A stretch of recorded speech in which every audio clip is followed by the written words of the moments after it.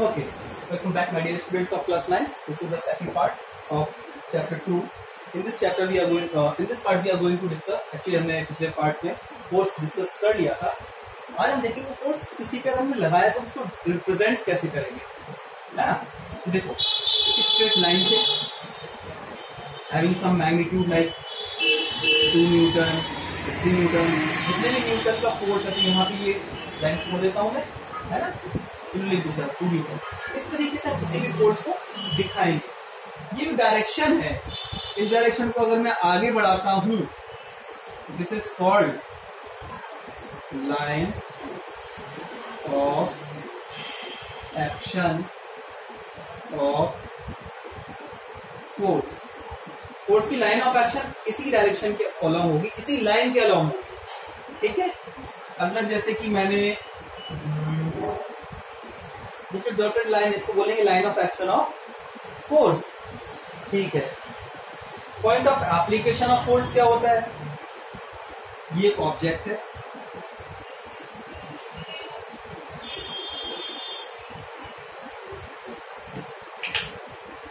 ये एक ऑब्जेक्ट है, इसमें मैंने फोर्स लगाया, ये इसकी लाइन ऑफ एक्शन हो गई. जिस पॉइंट पे ये फोर्स लगा उस पॉइंट को बोलते हैं क्या? Point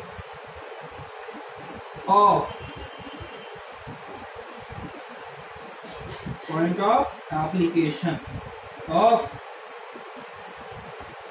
force. ठीक है.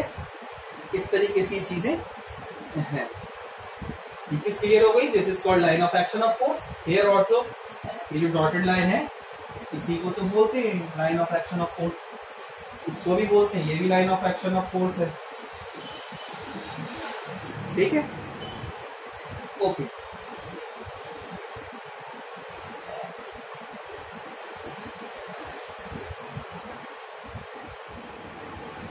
ओके. अच्छा एक बात बताइए, ये एक सरफेस है आपकी ग्राउंड सरफेस, इस पे एक ऑब्जेक्ट रखा हुआ है, इस पे मैंने फोर्स लगाया,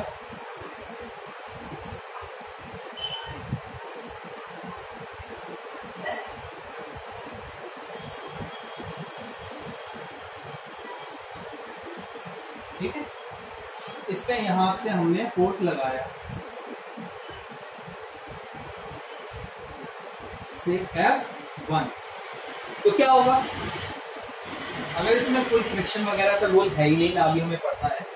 F1 हमने फोर्स लगाया तो ये इस डायरेक्शन में मूव करना स्टार्ट हो जाएगा. ये तिरछा नहीं है, हॉरिजॉन्टली याद. ठीक है. ये सब केस है. ठीक है. यहां से यहां मूव करना स्टार्ट करेगा मूवमेंट, है ना. अगर एक फोर्स यहां से लगा दिया F2, ठीक है. अब मूवमेंट इसका किस डायरेक्शन पे होगा? ये किस पे डिपेंड करेगा? ये मूवमेंट है.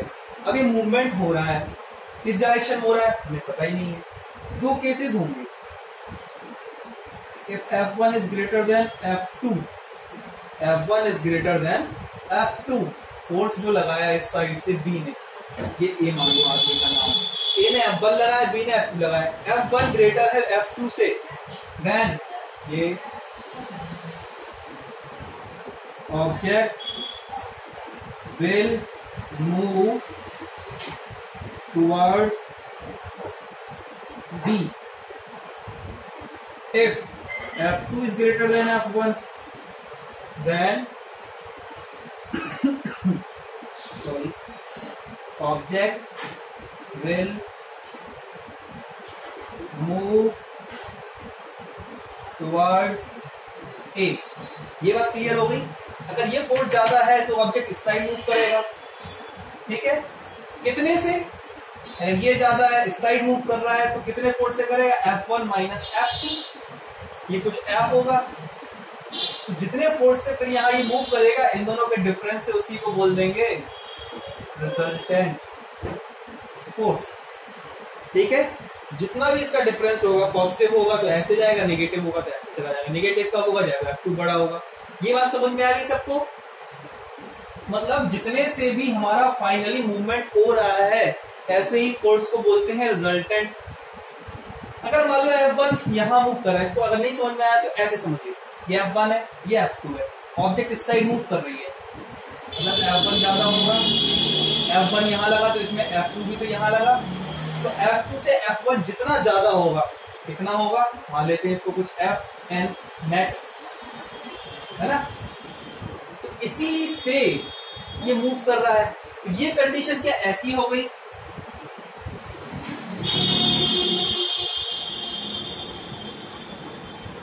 F नेट लगाऊं या दो फोर्स ऐसा लगाऊं जिनका डिफरेंस नेट हो, तो ये दोनों कंडीशन सेम ही हो गई क्या? I hope understand. अगर आप समझ गए होंगे तो मतलब अगर हम सारे फोर्सेस को हटा के एक सिंगल फोर्स लगा दें जिसका इफेक्ट वही है, F नेट की वजह से यहां मूव कर रहा था, ये अकेला F नेट से इतना मूव करेगा, इसी साइड मूव करेगा, मूवमेंट यही होगा ना इसी डायरेक्शन में, है ना। तो सिंगल फोर्स जो रिप्लेस कर दे बाकी सारे फोर्सेस को इस तरीके से कि इन दोनों की वजह से जितना इफेक्ट हो रहा था, मतलब यहां जा रहा था, अकेले ने भी उतना ही इफेक्ट क्रिएट किया, ये भी वहीं जा रहा है सेम फोर्स की वजह से, तो ऐसे फोर्स को हम क्या बोल देते हैं, जो भी बताया,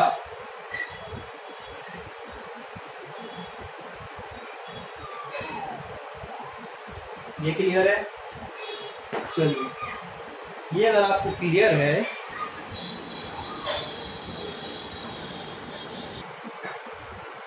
ये चीजें क्लियर है, अगर आपको जैसे रिजल्टेंट क्लियर हो गया तो आगे बढ़ते हैं, ठीक है। नोट करना हो तो स्क्रीनशॉट खींच लो, बाद में नोट कर लेना।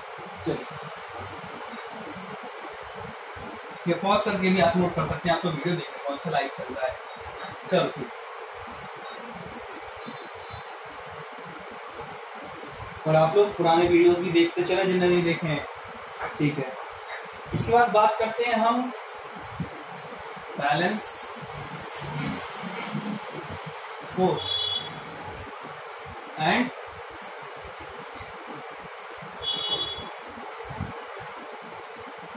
बैलेंस फोर्स, ठीक है।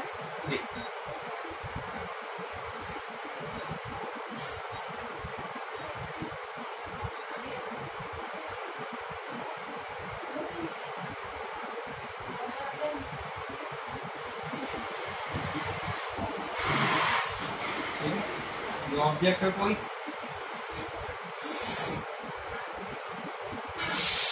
पर्सन ए ने फोर्स लगाया, पर्सन बी ने भी फोर्स लगाया, इन दोनों का फोर्स F1 और F2 है, और F1 इक्वल्स टू F2 है, तो क्या ऑब्जेक्ट मूव करेगा? No, object will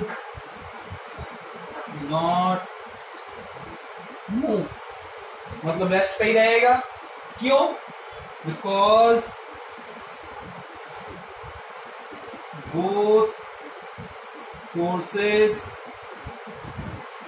balancing each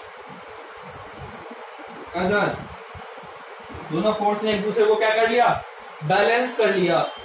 balance कर लिया तो इनका रिजल्टेंट कितना आएगा? Resultant will be zero. क्यों? F1 इक्वल टू F2, तो F1 minus F2 equal to zero, तो इनकी वजह से रिजल्टेंट जीरो, तो मतलब इनकी वजह से नेट मूवमेंट जीरो, ना इधर जाएगा और ना इधर जाएगा, ठीक है। ऐसे फोर्सेस को कहते हैं हम बैलेंस फोर्स।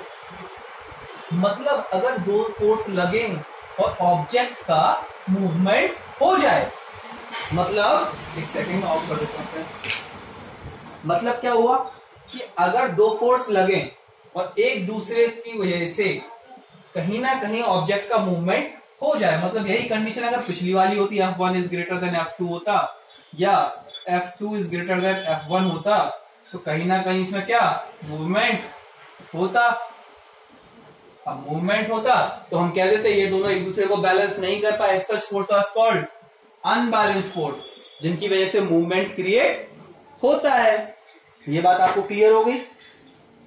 चलिए एक बैलेंस का मैं बहुत अच्छा एग्जांपल देता हूं जो प्रैक्टिकल है, देखते हैं।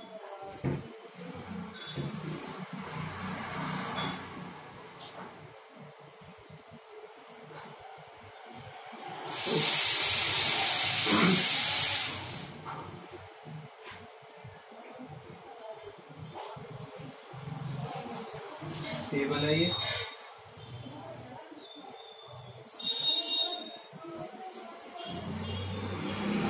ठीक है, इस पे बुक रखी हुई है।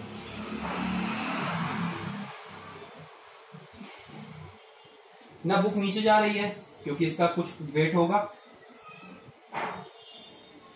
वेट की वजह से ना बुक नीचे गई, नहीं गई ना। तो जितना फोर्स वेट ने टेबल पे लगाया उतना टेबल ने इस बुक पे भी लगाया। जो लाइव में पढ़ रहे थे यही था क्या, न्यूटन का थर्ड वाला एक्शन रिएक्शन। ये बैलेंसिंग फोर्स हो गया क्या, इसकी बात बाद में करेंगे। तो ये क्या है, बैलेंस कर रहे हैं एक दूसरे को, ना ये नीचे जा रही है ना टेबल ऊपर जा रही है। खैर वो तो वैसे भी जाती, लेकिन ये नीचे नहीं जाने दिया। मतलब जितना वेट इसने लगाया उतना उसको रोक के रख के तो उतना रिएक्शन मिल रहा है ना। जैसे अगर मैं यहाँ खड़ा हुआ हूं तो इसका मतलब जमीन मुझे इतना लोड दे रही होगी जितना मेरा वेट होगा, ठीक है, ये बात समझ में आ गई। चलिए ये बैलेंस फोर्स हो गया। इसके अलावा फोर्सेस ऑलमोस्ट क्लियर हो गए। चलिए यहाँ पे हमारा बेटा टॉपिक जो है फोर्स से रिलेटेड, वो फोर्स हमारा यहाँ खत्म होता है। इसके बाद जो हम नेक्स्ट टॉपिक उठाएंगे दैट इज इनर्शिया, एंड उसके बाद फिर हम न्यूटन्स लॉज की बात करेंगे, ठीक है। तो आज के लिए मैं क्लास यही खत्म करता हूँ, ऑलमोस्ट कोर्स यहाँ कंप्लीट हो चुका है, ठीक है। तो okay, that's all for today.